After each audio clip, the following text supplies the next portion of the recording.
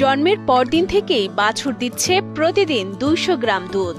দোয়ানো সেই দুধ জাল দিয়ে খাচ্ছেন গরুর মালিক ও তার পরিবার। প্রথম দিন যখন তো আইসি দুধ দহন করছি তখন আমি দেখলাম যে দুধটা একদম স্বাভাবিক সুন্দর, কোনো এটা যে কোন স্পট নাই। তখন আমি কইলাম যে আমার বাচ্চাগণ যে এটা জাল দাও, তখন জাল দিলে দেখলাম যে না আমরা স্বাভাবিক, এটা মধ্যে কোন স্পট নাই, সঠিক সুন্দর, ঘ্রাণও সুন্দর। তখন আমার বাচ্চাকে আমি দিলাম এবং এটা আমি মনে করি আল্লাহর একটা মহান কুদরতি, এটা কুদরত। আমার বয়স প্রায় ৭০ বছর, আমার বাপ দাদার কাছে শুনি নাই, আল্লাহ কুদরত থেকে এগুলো হইছে।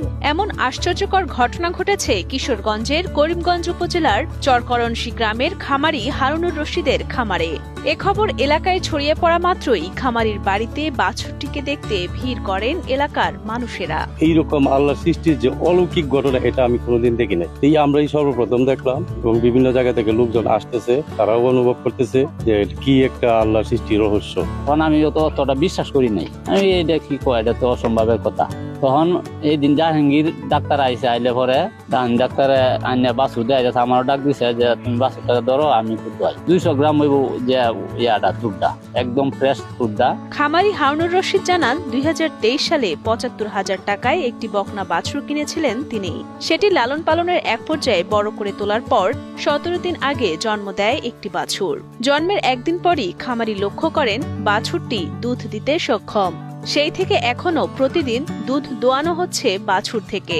টান দিলাম দুধ স্বাভাবিকভাবে দুধ আসতেছে, তখন আমি একটা চিন্তিত হয়ে গেলাম গা। তারপর আমি জাহাঙ্গীর বাইরে কল দিলাম যে ভাই আমার গাভীর তো এই দৃশ্য, আপনি শুয়ে থাকলে দুধ পরে, এখন দিলাম ওর আপনার বড় যে টান দিলে দুধ আসে। এ বিষয়ে করিমগঞ্জ উপজেলা প্রাণী সম্পদ কর্মকর্তা ডাক্তার মোহাম্মদ আব্দুল আওয়াল তালুকদার জানান, এ ধরনের ঘটনা অস্বাভাবিক। সাধারণত বাছুর কখনোই দুধ দেয় না, তবে এটি হরমোনজনিত কারণ হতে পারে। আমি আসলে আমার দীর্ঘদিনের চাকরি জীবনের অভিজ্ঞতা থেকেও বলছি, এরকম কখনো এত ছোট বাচ্চা, যেটা এই ১৭ দিন বয়সের বাচ্চার, এরকম কখনো আমরা এটা এরকম পাই নাই।